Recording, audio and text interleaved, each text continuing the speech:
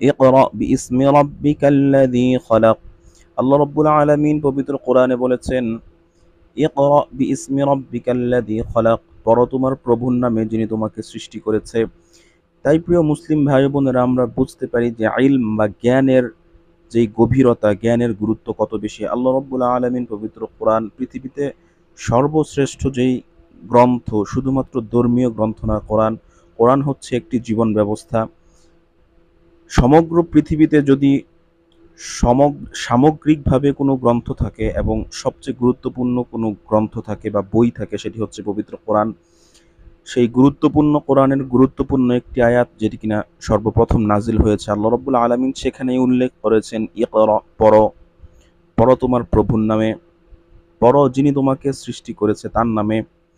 অর্থাৎ আপনি যদি পৃথিবীতে জীবনে কিছু করতে চান, জ্ঞানের বিকল্প আপনার কিচ্ছু নাই।